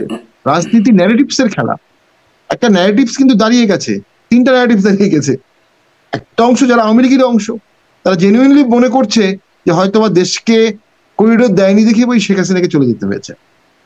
একটা অংশ মনে করছে যে ডক্টর ইউনূস করিডোর দিয়ে হলো দেশ থাকতে চাচ্ছে, দেশ বিক্রি করে দিয়ে দিতে যাচ্ছে। যে ন্যারেটিভ গুলো অনেক সময় আওয়ামী লীগকে বলা হতো যে আওয়ামী লীগ আসলে বাংলাদেশ হিন্দু হয়ে যাবে, আওয়ামী লীগ আসলে বাংলাদেশ ইন্ডিয়ার প্রদেশ হয়ে যাবে, এই ন্যারেটিভসে কিন্তু আওয়ামী লীগ 21 বছর ক্ষমতার বাইরে ছিল। আর আর যেটি ঘটবে, ন্যারেটিভস আরেকটি আছে যে ওয়াকার সাহেব উনি ক্ষমতা লোভী না, উনি 5 তারিখে ক্ষমতা নেননি, উনি এখনো ক্ষমতা চান না, উনি একটা ইলেকশন চান। ইঙ্গিতবাহী হচ্ছে উনি আর ইনক্লুসিভ অক্ষরটি বলেনি, এর আগে উনি ইনক্লুসিভ বলতেন, কারণ এই যে আইন হয়ে গেছে উনি তো আইনের বাইরে যেতে পারবেন না, যখন যেটা আইন হবে ওটা উনাকে অবে করতে হবে। 2, ওয়াকার সাহেব ক্ষমতা চান না, কিন্তু ইলেকশন ছাড়া ডক্টর ইউনূস সাহেব ক্ষমতায় থাকতে চান। এই পারসেপশনটা ডক্টর ইউনূসের জন্য কি ভয়ঙ্কর, তার মতো ব্যক্তিত্বকে কোথায় নামিয়ে আনা হচ্ছে। যারা তার অ্যাডভাইজার, যারা তার পাশে আছেন, যারা তাকে ব্যবহার করছেন হীন স্বার্থে, উনি ক্ষমতা থাকছেন, একতরফা ভোট হবে, ক্ষমতা যাবে বিএনপি। উনি ক্ষমতা থাকবেন, জামাতের নিবন্ধন প্রত্যাহার হয়ে গেল, এটা স্বাভাবিক। উনি ক্ষমতা থাকছেন, আজহার সাহেবের মৃত্যুদণ্ড থেকে উনিকে ছেড়ে দেওয়া হলো, এগুলো খুব নর্মাল। বিজয়ী শক্তি তার বিজয়টাকে এনজয় করবে বা প্রিভিলেজ করবে, এটা খুব নর্মাল। কিন্তু ওনাকে রেখে এগুলো করা হচ্ছে, যে কারণে ওনার হাই ইমেজ, গ্লোবাল ইমেজ একসময় কিন্তু প্রবলেমে পড়বে। উনি রাজনীতিতে সকল রাজনীতিবিদকে কাছে টানতে পারেননি। ওনার উচিত ছিল দেশটা গঠন করতে সকল রাজনীতিবিদকে, যারা দেশপ্রেমিক, যারা সৎ, যাদের হাতে রক্ত নাই, তাদেরকে পাশে নিয়ে ওনার মোর্চা করা উচিত ছিল। এই যে উনি মোর্চা করার সুযোগটা পেয়েছিলেন, এই ক্যাটাগরির বাইরে আরেকটা ক্যাটাগরি তৈরি হচ্ছে, সেটা হচ্ছে স্বৈরাচারের দোষর, যে ক্যাটাগরিতে আপনারা আসলে কোনোভাবেই মানে তাদের মধ্যে যেতে পারছেন না। যদিও প্রথম সেই 5ই আগস্টের ডাকে আপনারা ছিলেন, তারপরে আর আপনারা যেতে পারছেন না। আমি আসলে এই জায়গাটিতে আরেকটু সার্বিক রাজনীতির আলোচনায় আসবো। জাতীয় ঐক্যমত্য কমিশনের 2য় দফা শুরু হলো, মানে বরাবরের মতো আপনারা ডাক পাচ্ছেন না, একটু ওটা নিয়েও জানতে চাইবো। তবে আপনি বলছিলেন যে জামাতের নিবন্ধন ফিরে পাওয়া, এটিএম আজহারুল ইসলামের রিভিউ পিটিশনে মানে নজিরবিহীনভাবে মৃত্যুদণ্ড থেকে খালাস পেয়ে যাওয়া এবং বিচারের নামে অবিচার হয়েছে, এরকম রায় আসলো। এখন আন্তর্জাতিক অপরাধ ট্রাইব্যুনালে শেখ হাসিনার বিচার শুরু হয়েছে, সাবেক প্রধানমন্ত্রী, এবং সেটা একদম টেলিভিশনে সরাসরি দেখানো হচ্ছে। আপনার কাছ থেকে, এটি তো একটা বিষয় বটেই, আপনার কাছ থেকে আইনজীবী হিসেবে এবার একটু জানতে চাইবো, এইখানে আপনার কাছে উল্লেখযোগ্য কি কি দিক ভালো মনে হচ্ছে, কি কি দিক খারাপ মনে হচ্ছে। আরো সাথে একটা প্রশ্ন করেই দিই যে চিফ প্রসিকিউটর বলছেন যে এই বিচার কেবল অতীতের প্রতিশোধ নয়, এটি ভবিষ্যতের জন্য প্রতিজ্ঞা। কেবল অতীতের প্রতিশোধ নয়, অতীতের প্রতিশোধ প্লাস ভবিষ্যতের জন্য প্রতিজ্ঞা, বিষয়টা এরকম মনে হচ্ছে। মানে এটাও একটা বিশ্লেষণ একটু জানতে চাই। দেখুন, যদি মোটা দাগে আমরা বলি দেশে মানুষ মারা গেছে, মানুষ মারা গেলে বিচার হবে, খুব নর্মাল। বিচারটা যুদ্ধাপরাধী ট্রাইব্যুনালে হতে হবে কেন? আমরা কি আসলে একটা যুদ্ধ অবস্থায় ছিলাম? বিকজ এখানে একটু আইনগত বিষয়টা হচ্ছে, যখনই যুদ্ধাপরাধী tribunal, war crimes tribunal act 1973 আন্ডারে কোনো ট্রাইব্যুনাল হবে, কোনো ট্রায়াল হবে, কোনো ল হবে, ওই লটা যদি ফান্ডামেন্টাল রাইটস এর সাথে কন্ট্রাডিক্টরি হয় তাহলেও বাতিল হবে না। এটা আর্টিকেল 47-এ এই প্রোটেকশনটা দেয়া আছে। যদি ওয়ার ক্রাইমের জন্য কোনো ল করা হয় তাহলে সে লটা সংবিধান বা ফান্ডামেন্টাল রাইটস এর সাথে কন্ট্রাডিক্টরি হলেও বাতিল হবে না। তার মানে এই না যে আপনি ওয়ার ক্রাইম ট্রাইব্যুনাল করবেন, কোনো মানবাধিকারই মানবেন না, ব্যাপারটা তা না। ওখানে রুলস অফ এভিডেন্স রিল্যাক্সড করা আছে। রুলস অফ এভিডেন্স, যেমন হেয়ারস এভিডেন্স আপনি নর্মাল ট্রাইব্যুনাল নিতে পারবেন না, কিন্তু ওখানে পারবেন। সমস্যা হলো আর্টিকেল 47-এ বলা আছে, ওয়ার শব্দটা বলা আছে যুদ্ধ, সেই যুদ্ধটা আমরা এখানে হয়েছে কিনা এটা একটা ব্যাখ্যা আসবে। 2, ওখানে মোস্টলি স্ট্রেস করা হয়েছে প্রিজনার অফ ওয়ার, ব্যক্তি, organisation and prisoner of war. এটা কনজাংটিভ না ডিসজাংটিভ একটু বলা মুশকিল। অর্থাৎ প্রিজনার অফ ওয়ার ছাড়া অ্যাবসেনশিয়া ট্রায়াল করা যাবে কিনা, যদিও পরবর্তীতে আইনে বলা হয়েছে যে আপনি অ্যাবসেনশিয়া ট্রায়াল করতে পারবেন, কিন্তু 47-এ অ্যাবসেনশিয়া ট্রায়াল আছে কিনা, কারণ 47-এ প্রোটেকশন না থাকলে আপনি আইনে প্রোটেকশন আনলে সেটা কিন্তু কন্ট্রাডিক্টরি হয়ে যাবে ফান্ডামেন্টাল রাইটস এর সাথে। দ্বিতীয় হচ্ছে ওয়ার ক্রাইমস ট্রাইব্যুনাল পৃথিবীতে যতগুলো হয়েছে, যত আমার মনে পড়ে কোনো জায়গায় অ্যাবসেন্সিয়ার ট্রায়াল হয়নি আমার ধারণা, আমি যত জানি। এ বিষয়ে আমি বিশেষজ্ঞ একদমই না। আরেকটা ফেসবুকে দেখলাম, আমি এটা জানি না সত্য মিথ্যা, সেটা হচ্ছে ডিফেন্স লয়ার রাষ্ট্র থেকে যাকে দেওয়া হয়েছে, এটা অবশ্য আমি অথেন্টিসিটি বলবো না, তিনি খুব সম্ভবত আমাদের বন্ধুবর, খুব ভালো আইনজীবী, শিশির মনিরের অ্যাসোসিয়েট। শিশির মনির তো শিবিরের সভাপতি ছিলেন, অবশ্যই জামাত করেন এবং খুব ভালো মানুষ, খুব ভালো লয়ার। তার জুনিয়র ডিফেন্স লয়ার হতে পারে, কিন্তু জামাতের প্রবণ একজন আইনজীবী শেখ হাসিনা বা সরকারের পক্ষের লয়ার, তাহলে তো সবাই একই হচ্ছে, সবাই তো একদলের হচ্ছে। বরঞ্চ এখানে নিরপেক্ষ যেটা এখান পান্না অথবা এইরকম যারা আছেন, আরো কয়েকজন আছেন যারা আওয়ামী লীগ করেন না, তারা আন্দোলন করেছেন আওয়ামী লীগের বিরুদ্ধে, কিন্তু ন্যায় বিচারের পক্ষে, মানবাধিকার বিজ্ঞানী, এরকম কাউকে ডিফেন্স লয়ার দিলে এটা অনেকটা ভালো দেখায়। জেনাই খান পান্না তো আগ্রহ প্রকাশ করেছিলেন যে তিনি সুযোগ পেলে শেখ হাসিনা লয়ার হতে চান, তাহলে হলো না কেন? মানে কি বিবেচনায়, কিভাবে আসলে আসামি পক্ষের আইনজীবী নিয়োগ পেল?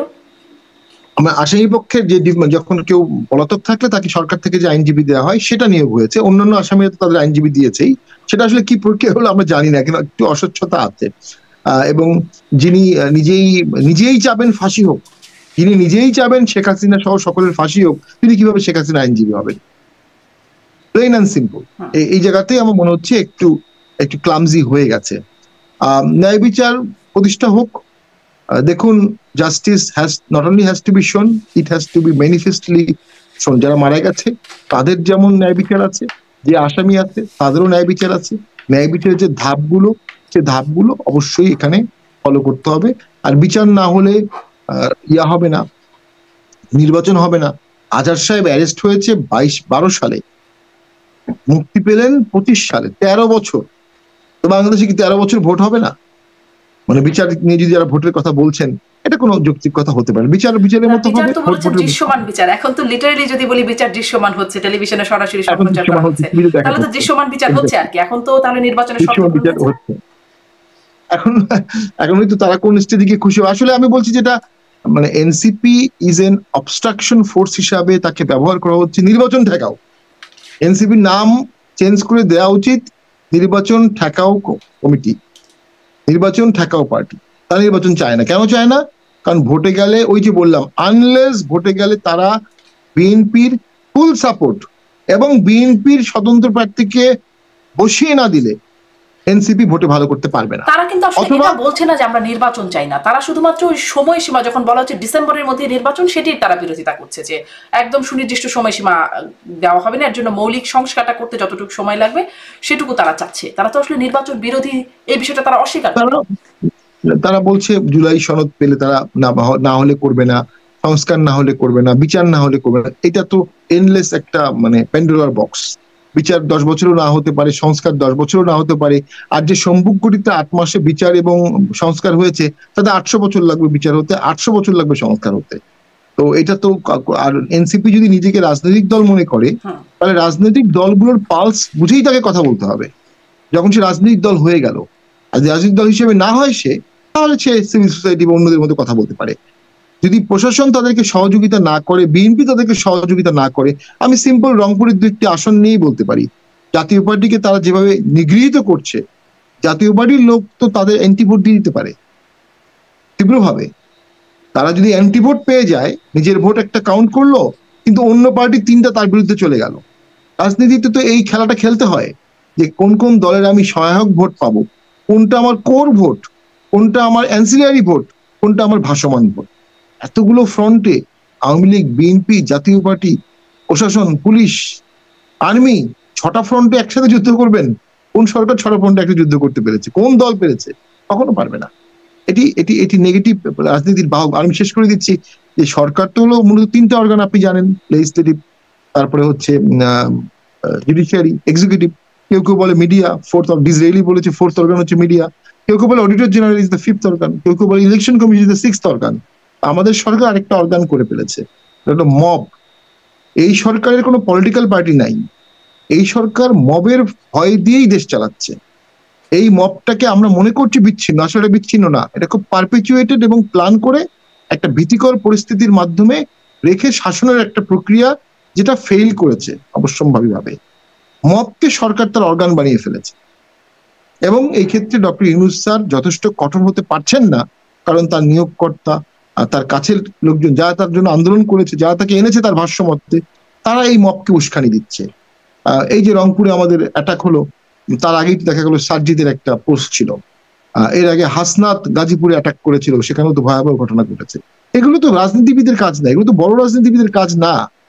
বড় রাজনীতিবিদের কাজ তো রায়ট ঘটানো না, বড় রাজনীতির কাজ হচ্ছে রায়ট না ঘটানো। এবং প্রত্যেকটি ঘটনার ঐতিহাসিক দায় থেকে যাবে। জাতীয় পার্টি কোনো রক্ত হাতে নাই, জাতীয় পার্টি কোনো মানুষ মানেনি, কোনো বড় দুর্নীতি করেনি, শুধু ভোটে অংশগ্রহণ করেছে। মূলত 24 সালের ভোটে অংশগ্রহণ করাটাই জাতীয় পার্টির অপরাধ। সেটা নিয়ে কত দায় শুনতে হচ্ছে জাতীয় পার্টিকে। আর যারা মব করছে, যারা আগুন দিচ্ছে, যারা অফিসে আগুন দিচ্ছে, যারা হাজার হাজার মানুষের মিথ্যা মামলা দিচ্ছে, তাদের ঐতিহাসিক দায়টা কি পরিমাণ হতে পারে, এটা কি তারা ফ্যাদম করতে পারছে? এটা তারা ফ্যাদম করতে পারছে না। তারা বর্তমানে বাস করছে, বর্তমানটা বর্তমান না। মিথ্যা মামলা প্রসঙ্গে একটু জানতে চাই, যে আমি যেটা বলছিলাম যে জাতীয় পার্টির অফিসে যখন হামলা হলো, আপনি বলছিলেন যে আপনারা মামলা আসলে পুলিশ নেয় নাই এরকম, তারপরে আসলে কি হলো? কারণ আমরা আসিফ নজরুল আইন উপদেষ্টা তিনি বলেন, তিনি আসলে এই যে ঘটনাগুলো ঘটে, সাংবাদিকদের বিরুদ্ধে এত মামলা, অনেকে গ্রেপ্তার হয়ে আছেন, এই বিষয়গুলো মানে বলেন যে এই ঢালাও মামলাতে বিব্রত, কিন্তু কেউ মামলা করতে চাইলে আইনগতভাবে তাকে বাধা দেবার কোনো উপায় নাই, যার কারণে নুসরাত ফারিয়ার বিরুদ্ধে মামলা হয়, গ্রেপ্তারও হয়। মানে আনোয়ারা জগন্নাথ বিশ্ববিদ্যালয়ের সাবেক অধ্যাপিকা, তার নামে মামলা হয়েছে, গ্রেপ্তার হয়েছেন, একদিন পরে সম্ভবত জামিন পেলেন। এরকম ঘটনাগুলো ঘটে যাচ্ছে। সরকার বলছে যে তারা বিব্রত হচ্ছে এরকম ঢালাও মামলা, ঢালাও গ্রেপ্তারের ক্ষেত্রে, কিন্তু আসলে কিছু করার নাই, কারণ আইন। কিন্তু যখন উল্টো পাশে মামলা করতে যাচ্ছেন আপনারা, তখন আসলে কি আইনে বাধা পাচ্ছেন? দেখুন, অবশ্যই ওই যে বললাম, মব, এখানে সরকার মবকে ইউজ করছে, সরকার নিজেও মব দ্বারা নিয়ন্ত্রিত হচ্ছে, সরকারও মবকে ভয় পাচ্ছে। কারণ যখনই আমরা মামলা করতে যাচ্ছি, ধরেন মব তো হচ্ছে রাস্তার বাস্তবতা, পুলিশের কাছে যাচ্ছেন আপনারা বা যারা যাচ্ছেন তারা তখন সেখান থেকে কি রিপ্লাই পাচ্ছেন? না, পুলিশে তো সেই মবের ভয় পাচ্ছে যে আমি মামলা নিব, আমার থানা ঘেরাও করবে, আমার চাকরি থাকবে না, আমাকে অপদস্থ করবে। পুলিশও তো ডিমোরালাইজড, পুলিশ তো তার কাজ করতে পারছে না। তো যে কারণে ওই যে যখন একজন অ্যাডভাইজার অসহায়ত্ব প্রকাশ করেন, তার মানে সরকার নাই, তার মানে রাষ্ট্র নাই, তার মানে কাঠামো নাই, কাঠামো করতে পারেননি, কাঠামো ধরতে পারেননি, কাঠামো অনুযায়ী কাজ করতে পারেননি। এর মাঝখানে অনেকগুলো ন্যাক্কারজনক ঘটনা ঘটতো কোর্টে। এজলাসে যদি কোনো কোর্ট মামলা নিতে না চেত, তার কোর্টে হট্টগোল হতো। ওই যে মব, হট্টগোলের ভয়ে কোর্ট মামলা নিচ্ছেন। তো সেই যে জুডিশিয়াল মাইন্ড অ্যাপ্লাই করার যে কামনা বাসনা বা যে ওথ, সেই ওথটা জুডিশিয়ারিকে করতে দেওয়া হচ্ছে না। জুডিশিয়ারি নিজস্ব অনেক সীমাবদ্ধতা আছে আভ্যন্তরীণ, কিন্তু তাকে যদি ফ্রিলি কাজ করতে দেওয়া হয়, সে কিছু ন্যায় বিচার নিশ্চিত করতে পারবে। আমাদের এখানে এই 8 মাস আগে যারা আটক হয়েছে, তারাও এখন পর্যন্ত জামিন হয়নি, তাদের বিরুদ্ধে কোনো অভিযোগও নাই, তাদের বিরুদ্ধে চার্জশিটও দিচ্ছে না, চার্জশিট দিতেও পারবে না। কিন্তু সরকার অ্যাটর্নি জেনারেল অফিস থেকে আপিল করা হয়েছে, 8 মাস ধরে তারা জেলে আছে কোনো অভিযোগ ছাড়া। এদের অনেকে হয়তো সরকার তো আসলে মানে এখানে তাহলে করার থাকে, তাই না ব্যারিস্টার শামীম পাটোয়ারী? কারণ যদি এই যে অ্যাটর্নি জেনারেল অফিস থেকে যদি রাষ্ট্রপক্ষ যদি জামিনের বিরোধিতা না করে, তাহলে তো আসলে জামিন পাওয়া সম্ভব। মানে রাষ্ট্র চাইলে, সরকার চাইলে তো তাহলে সম্ভব তাদেরকে জামিনে বের করা। বিব্রত হয়ে কি লাভ হচ্ছে? বিব্রত হচ্ছে কেন সরকার? সরকারকে একটা চার্ট ফলো করতে হবে।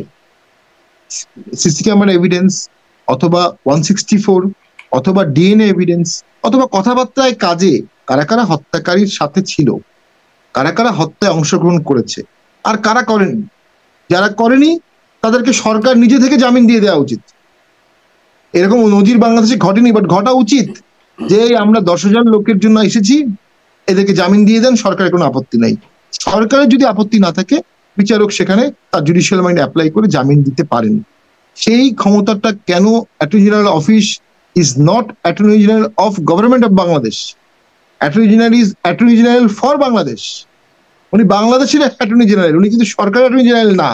এবং সংবিধানে অ্যাটর্নি জেনারেল একটা চ্যাপ্টার আছে, চিন্তা করতে পারেন, একটা চ্যাপ্টার সংবিধানে অ্যাটর্নি জেনারেলকে নিয়ে দেওয়া আছে। তাকে ন্যায় বিচার করতে হবে, এবং তার উপর দায়িত্ব অর্পিত হচ্ছে এ কারণে যে তিনি যেহেতু ল প্র্যাকটিস করেন বা তার অধীনে অনেক ল অফিসার আছেন, তিনি একটা লিস্ট করতে পারেন যে এদের বিরুদ্ধে আমাদের কোনো অভিযোগ থাকার কোনো কারণ নাই। ন্যায় বিচার যদি না থাকে সমাজে, তাহলে তো জঙ্গিবাদ বাড়বে, হয়তো সহিংসতা বাড়বে, তাহলে তো একসময় সবাই অস্ত্র হাতে নিবে। এবং সেই অস্ত্রের বিরুদ্ধে পুলিশ দাঁড়াবে না। দেখা যাচ্ছে যে আপনি বলছিলেন যে 8 মাস আগেও যারা গ্রেপ্তার হয়েছেন, জেলখানায় গেছেন, তারা জামিন এখনো পাচ্ছেন না। আমি একটু এই যে আপনি বলছিলেন যে এটিএম আজহার তার মৃত্যুদণ্ড থেকে একদম খালাস পাওয়া, বা আরো যেই শেখ হাসিনার আইনজীবী বা আসামি পক্ষের আইনজীবীরাও জামাতের লোকজন সেখানে আইনজীবীর দায়িত্ব পাচ্ছেন, আসলে কি পুরো এই আন্তর্জাতিক অপরাধ ট্রাইব্যুনালটা জামাত নিয়ন্ত্রণ করছে? না, সেটা তো আমরা বলতে পারবো না। তবে যারা জামাতের নেতৃবৃন্দ বা জামাতের চিফ প্রসিকিউটরও তো ওরকমই, তিনি আগে জামাতের মানে যুদ্ধাপরাধী হিসেবে ছিলেন, তাদের আইনজীবী। দেখুন, জামাতের নেতৃবৃন্দকে যুদ্ধাপরাধী ট্রাইব্যুনালে ফাঁসি দেওয়া হয়েছে, ফাঁসি কার্যকর হয়েছে।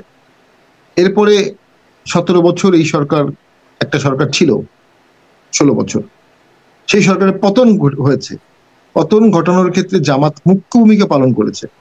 এখন জামাত তো তার যে রাগ, ক্ষোভ, দুঃখ, কষ্ট, বেদনা, এটা সে করবে। অর্থাৎ তাদেরকে যুদ্ধাপরাধী ট্রাইব্যুনালে বিচার না হওয়া পর্যন্ত জামাত স্বস্তি পাবে না। এই ক্ষেত্রে অবশ্যই জামাতের এই দাবি অযৌক্তিকও বলবো না, যেহেতু মানুষ মারা গেছে, কিন্তু ল মেনটেন করতে হবে, ন্যায় বিচার মেনটেন করতে হবে। আবেগ দিয়ে বিচার করা যাবে না, বিচারটা বস্তুনিষ্ঠ হতে হবে। আরেকটি হচ্ছে দেশ তো চালাতে হবে। জামাত তো দেশ চালাবে না, সরকার গঠন করবে না এট দ্য মোমেন্ট, এবং একসময় অন্য সরকার আসবে, তারপর আরেক সরকার আসবে, তারপর আরেক সরকার আসবে। তো সেই ক্ষেত্রে সেই দেশটা কিভাবে চলবে, এইটার একটা কাঠামো তো সরকারকে করতে হবে, এটা একটা কাঠামো তো জামাতকে করতে হবে, যেহেতু তারা উইনিং ফোর্স। ব্যাপারটা তো এমন না যে আমরা মধ্যযুগে আছি, সুলতান মাহমুদ বাংলাদেশ এসে ইন্ডিয়া দখল করলেন, সোনাদার সব নিয়ে গেলেন, অথবা মোহাম্মদ ঘুরি আসলেন, তার প্রিয় স্লেবকে দিয়ে গেলেন, কুতুবুদ্দিন আইবক তুমি বা ভারতবর্ষ শাসন কর। ব্যাপারটা তা না। আমরা তখনও ভঙ্গুর ডেমোক্রেসিতে ছিলাম, এখনো ভঙ্গুর ডেমোক্রেসিতে আছি, বা ডেমোক্রেসিতে আছি। কোনো দলতন্ত্র বা রাজতন্ত্রে বাংলাদেশ রূপান্তর হয়নি, যে আগে আওয়ামী লীগের ছিল বাংলাদেশ, এখন জামাতের বাংলাদেশ হয়ে গেছে। নো, তখনও সবার বাংলাদেশ ছিল, এখনো সবার বাংলাদেশ আছে। তখনও আওয়ামী লীগ ভুল কাঠামোতে গেছে, এখনো কাউকে ভুল কাঠামোতে যেতে দেয়া যাবে না। এদেশের মানুষের মধ্যে ৭১ নিয়ে তীব্র প্যাশন আছে, ইসলাম ধর্ম নিয়ে তীব্র প্যাশন আছে। কোন রাজনৈতিক দল এই দুটো প্যাশনকে একত্রিত করতে পারেনি জাতীয় পার্টি ছাড়া। জাতীয় পার্টি মুজিবনগর সরকারের স্বীকৃতি দিয়েছে, সেখানে অসাধারণ মনুমেন্ট করেছে, মুক্তিযুদ্ধের স্বীকৃতি দিয়েছে, শুক্রবার ছুটি ঘোষণা করেছে, মসজিদ মন্দির সব জায়গায় বিদ্যুৎ বিল মকুব করেছে, এবং রাষ্ট্রধর্ম ইসলাম করেছে। কেন করেছে? একটা জাতীয়তাবাদ তৈরি করেছে, যেখানে ধর্ম থাকবে কিছুটা, যেখানে আবার পাশাপাশি আপনার ইয়াও থাকবে, ৭১ থাকবে, ৭১কে বাদ দিয়ে না, কোনোভাবেই না। এই যে কম্পোজিশনটা, এই কম্পোজিশনটা দেশের জন্য অসাধারণ একটা দর্শন হতে পারত। আর আজকে হয়তো জামাত উইনিং ফোর্স, ডেফিনেটলি তারা রক্ত দিয়েছে, গুম হয়েছে। আমি দেখেছি আমার এলাকায় জামাতের ৭০,০০০ ৮০,০০০ ভোট আছে, তাদের নির্যাতন আমি নিজের চোখে দেখেছি, এবং আমি অহংকার করে বলবো আমি এমপি হওয়ার পরে তাদের নির্যাতন আমি হতে দেইনি, একদমই না। তাহলে জামাতের লোক স্বীকার করতে বাধ্য হবে। কিন্তু জামাত কি তার ৭১-এর ভূমিকার কোনো জাস্টিফিকেশন দিতে পারবে ক্ষমা চাওয়া ছাড়া? এবং জামাতের আমির, আমি তো মনে করি অসাধারণ প্রজ্ঞাবান ব্যক্তি। কোনো ক্ষেত্রে যখনই আজহার সাহেব রিলিজ হলেন, উনি কিন্তু প্রথমেই বললেন আমাদের আচরণে অনেক অতীতে কেউ কষ্ট পেয়ে থাকতে পারেন। উনি কিন্তু ৭১-কে মিন করেছেন, আমি যেটুকু বুঝছি। ৭১-এ বাংলাদেশে ধর্ষণ হয়েছে, পাকিস্তান আর্মিরা একটা থিওরি নিয়ে এসেছিল যে রেপ বাংলাদেশি গার্লস, যাতে আমাদের পাকিস্তানের ভোট বেড়ে যায়। ভোট কম তো আমাদের, আর ওদের মানুষ মেরে ফেলো, ওদের জমিটা নাও। কি অশ্লীল, কি নৃশংস! নিজের দেশের মানুষের উপরে সেনাবাহিনী রেলিয়ে ব্রাশ ফায়ার করেছে। আমরা যে মুসলিম ভ্রাতৃত্ব বলি, পাকিস্তান আর্মিও মুসলিম ছিল, আমরাও মুসলিম ছিল, আমাদেরকে মেরেছে। এবং আজকে যারা প্রচন্ড ভারত বিরোধিতা করে নানা কারণে, তখন যদি ভারত এই ১ কোটি লোককে আশ্রয় না দিত, ওই ৫০ লক্ষ লোক দুর্ভিক্ষে বাংলাদেশে মারা যেত বর্ডারে, এটা বাস্তব কথা। এবং ভারত যদি সেই সময় আশ্রয় না দিত, আমাদের এই যুদ্ধটা আরো ৩ বছর ৪ বছর ৫ বছর ৭ বছর চলতো, আরো অনেক লোক মারা যেত। এটা ভারতেরও বার্ডেন হতো, আমাদেরও বার্ডেন হতো। আমরা আদৌ স্বাধীন হতে পারতাম কিনা আমরা জানি না। আমরা তখন আরো বড় মাপের কলোনি হতাম, আগেও কলোনি ছিলাম, তখন আরো বড় মাপের পাকিস্তানের কলোনি হতাম। আরেকটা জিনিস আমি বলবো, ভারত বাংলাদেশকে স্বাধীন করে তার একটা স্ট্র্যাটেজিক অবস্থানে গেছে। তার ৩০০০ কিলোমিটার বর্ডার নিয়ে তাকে টেনশন করার কথা না, যদিও করতে হয়, কিন্তু ভারত কিন্তু তার সেনাবাহিনী সরিয়ে নিয়েছে। আর পাকিস্তান কিন্তু সারেন্ডার করেছে ভারতের কাছে because of Geneva convention. Bharat চাইলে আরো ৫ বছর ১০ বছর জোর করে সেনাবাহিনী রাখতে পারতো, বঙ্গবন্ধু এসে ইন্দিরা গান্ধীকে বললেন আপনি আপনার সেনাবাহিনী সরিয়ে নেন, ইন্দিরা গান্ধী লাল হয়ে গিয়েছেন কিন্তু সেনাবাহিনী সরিয়ে নিয়েছেন। যদি ভারতের বাংলাদেশকে প্রদেশ বানানোর ইচ্ছাই থাকতো তাহলে সেনাবাহিনী রেখে দিত, অ্যানেক্স করে ফেলতো 10 বছরের জন্য, সেটি করেনি। তো যারা এই তত্ত্বগুলো দিচ্ছেন দিল্লি না ঢাকা, কিন্তু তার পরবর্তী যে ভূমিকা যেমন ধরুন নির্বাচনের ক্ষেত্রে যেভাবে সমর্থন দিয়ে আসছে ভারত, আপনারাও আসলে ভারতে গিয়ে বলে আসছেন কি কথা হলো সেটা বলা যাবে না, মানে যেই বিষয়গুলো তার পরবর্তীতে হলো, এখন আবার দেখছি ভারত ঠিক উল্টো কথা বলছে যে তারা ইনক্লুসিভ নির্বাচন চায়, যেটি আগে যুক্তরাষ্ট্র বলতে তারা এখন বলা বাদ দিয়ে দিয়েছে, এখন ভারত খুব বলা শুরু করেছে যে ইনক্লুসিভ নির্বাচন চায়। তো এই যে দ্বিচারিতা, এতদিন চাইলো না এখন চাচ্ছে, এটার তো মানে একটা প্রতিফলন থাকবেই নাকি? ভারত ইনক্লুসিভ ইলেকশন চায় না এটা কখনো বলেনি। দেখুন আসলে আমরা সবাই মিলে তো ব্যর্থ হয়েছি, এটা অস্বীকার করা যাবে না, একটা অন্তর্বর্তী ইলেকশন করার। এবং 2018 সালের যে নির্বাচনটা এদিকে সুযোগ করে দিয়েছিল সবাইকে, এই সুযোগটা সমূলে নষ্ট করা হয়েছে 18 সালের ইলেকশনটা। এখন ভারত ইনক্লুসিভ ইলেকশন চাবে, এটা সবাই ইনক্লুসিভ ইলেকশনই চাবে, কেউ ইনক্লুসিভ ছাড়া ইলেকশন চাবে না। ভারতেরও আমার মনে হয় কোনো কোনো ক্ষেত্রে বঙ্গবন্ধু কন্যার কারণে শেখ হাসিনার প্রতি তাদের স্নেহ ভালোবাসা বা আওয়ামী লীগের প্রতি তাদের একটি মমত্ববোধ অনেকাংশে বেশি ছিল। তারা বাংলাদেশের জনগণের সাথে রিলেশন করতে পারেনি, বা রিলেশন করার মতো অনেক কিছু ছিল। তার মধ্যে একটি উদাহরণ দিই, কোভিডের সময় সারা পৃথিবীর দরজা রোগীদের জন্য বন্ধ হয়ে গিয়েছিল, আমাদের মন্ত্রী মিনিস্টাররা ব্যাংকক যেতে পারেনি, আমাদের মন্ত্রী মিনিস্টার সিঙ্গাপুর যেতে পারেনি, কিন্তু কোভিডের সময়ও কিন্তু ভারত তার চিকিৎসার দরজা বাংলাদেশের রোগীদের জন্য রেখেছিল। যদি না রাখতো তাহলে ওই সময় ক্যান্সারের অনেক রোগী এবং হার্টের অনেক রোগী যারা অর্ধেক চিকিৎসা হয়েছে, ফলো আপ করতে হবে, তারা কিন্তু মারা যেতে পারত। এবং এখন যেমন আবার ভারতের চিকিৎসা বাংলাদেশে খুব কম, দরজাটা খোলা, খুবই সীমিত, এবং এটাও ব্যর্থতা সরকার। এত ভারত বিরোধী সরকার একটা বিশাল হসপিটাল করলেন না কেন 8 মাসে? বিশাল একটা হসপিটাল সিটি করে ফেলতে পারতেন যেখানে লক্ষ লক্ষ লোকের চিকিৎসা হবে। শুধু ভারত বিরোধিতা করা হচ্ছে, কিন্তু ভারতের সাথে আসলে যে জিনিসগুলোতে আমরা ডিপেন্ডেন্ট, চীন বাংলাদেশে হসপিটাল করবে, বাংলাদেশে একটা বড় হসপিটাল করবে, এরকম তো আকাশে বাতাসে কত কিছু শুনতে পাচ্ছি, একটাও তো হচ্ছে না, একটাও তো দেখছি না। গভর্নমেন্ট স্টেবল না হলে, দেশ স্টেবল না হলে, ল এন্ড অর্ডার ঠিক না হলে, ইলেক্টেড গভর্নমেন্ট না আসলে এসব কোনো কিছুই হবে না। ব্যারিস্টার পাটোয়ারী, একদম একটু ছোট্ট করে যদি বলে দেন যে এই গভর্নমেন্ট স্টেবল না হলে, নির্বাচন না হলে কি মনে হয়, পুরনো প্রশ্নটাই আবার নতুন করে করি, নির্বাচনটা আসলে কবে হবে? আমার তো মনে হয় নির্বাচন ডিসেম্বর জানুয়ারিতেই হয়ে যাবে। তাতে দেশের কি উপকার হবে আমরা জানি না, তাতে দেশের একটা ক্ষতি হতে পারে। ডক্টর ইউনূস মন খারাপ করে বাংলাদেশের বিষয়ে আর মাথা কাটাবেন না। But on the other hand, BNP যেভাবে ভোট চাচ্ছে, 26টি দল যেভাবে ভোট চাচ্ছে, তারেক জিয়া যেভাবে স্পষ্ট বলেছে ডিসেম্বরেই ভোট হতে হবে, এখান থেকে সরে আসলে তো বিএনপির ক্রেডিবিলিটি থাকবে না, বিএনপির পলিটিক্যাল বাইটিং থাকবে না। এই বাইটিং ছাড়া বিএনপি ভবিষ্যৎ রাজনীতিতে একটু এলোমেলো হবে, অথবা ডিসেম্বরের আগে বাংলাদেশে ভয়ঙ্কর খারাপ কিছু ঘটতে পারে, যেখানে ইলেকশন নিয়ে আর কেউ চিন্তা করবে না। আমরা তো একটা ওয়ার সিচুয়েশন কে অনেক সময় অ্যাপ্রিহেন্ড করি। বাংলাদেশের একটি চিটাগাংয়ের একটি কারখানায় 30,000 কুকি চীনের ড্রেস পাওয়া গেছে। তো বাংলাদেশ তো ইনভলভ হয়ে যাচ্ছে, বিভিন্ন জায়গায় ইনভলভ করা হচ্ছে আসলে, যেটা বিগত সময় খুব sharply rules of non engagement maintain করে বাংলাদেশকে ইনভলভ করা হতো না, খুব কৌশলে, কিন্তু আমরা দেখছি ইনভলভ হয়ে যাচ্ছে। এই ইনভলভ হয়ে যাওয়া দেশটায় অরাজকতা হতে পারে, এক্সটার্নাল ওয়ার হতে পারে, যেটা আমরা মনে করি ডেফিনেটলি যে কোনো মূল্যেই আমাদেরকে ঠেকাতে হবে। ওই জন্য তো জাতীয় ঐক্য দরকার, এই যুদ্ধ যেন না হয়, এই সিভিল ওয়ার যেন না হয়। রাজনীতির জায়গায়, ভোটের জায়গায়, ফান্ডামেন্টাল জায়গায় আবার সবাই একসাথে বসতে হবে। আপনি দেখেন পাকিস্তান ইস্যুতে ভারতে কি অসাধারণ ভাবে তারা ক্লোজ ডোর বসলো, এবং আসাদুদ্দিন ওয়ারসি সবচেয়ে পপুলার মুসলিম লিডার, সে ওপেনলি কিন্তু পাকিস্তান অ্যাটাককে সমর্থন করেছে, ওপেনলি ইন্ডিয়াতে। তো ওই ঐক্যমতটা আমাদের করার মতো তো ব্যক্তি একজনই ছিল, ডক্টর ইউনূস। উনি করলেন না, করবেন না, আর কেউ আসবেও না। তার মানে বাংলাদেশ একটি দীর্ঘমেয়াদী অনেকের মধ্যে পড়ে গেছে। ঐক্যমত কমিশন তো অনৈক্যমত কমিশন হয়ে যাচ্ছে আস্তে আস্তে। এক হচ্ছে তারা প্রথমেই জাতীয় পার্টিকে ডাকছে না, বা আরো অনেক দলকে ডাকছে না, পাশাপাশি নিজেদের মধ্যেই তাদের কোনো ঐক্য হওয়ার কোনো সম্ভাবনা আমি দেখি না। তো আন্দোলনকারী দলগুলো যারা দাবি করছে, আন্দোলনে আমরা অংশগ্রহণ করেছি কিন্তু আমাদেরকে টেকনিক্যাল কারণে বাদ দিয়ে দিয়েছে, যারা অংশগ্রহণ করছে তারাই তো ঐক্যমত হচ্ছে না। তাহলে ডাবল অনৈক্য হচ্ছে ওখানে, গোড়া থেকে একটা অনৈক্য আর শুরু থেকে একটা অনৈক্য। জি, সেই অনৈক্যকে কাটানোর জন্যই তো ঐক্যমত কমিশন। যাই হোক, দেখা যাক দ্বিতীয় দফার কমিশনের বৈঠকে কি আসে, কি পাওয়া যায়। অনেক ধন্যবাদ ব্যারিস্টার পাটোয়ারি এতক্ষণ সময় দেওয়ার জন্য। সামনের পরিস্থিতি নিয়ে নিশ্চয়ই আবার কথা বলবার সুযোগ হবে আপনার সাথে। ধন্যবাদ দর্শক, এতক্ষণ সাথে থাকবার জন্য আজকের মতো বিদায় নিচ্ছি।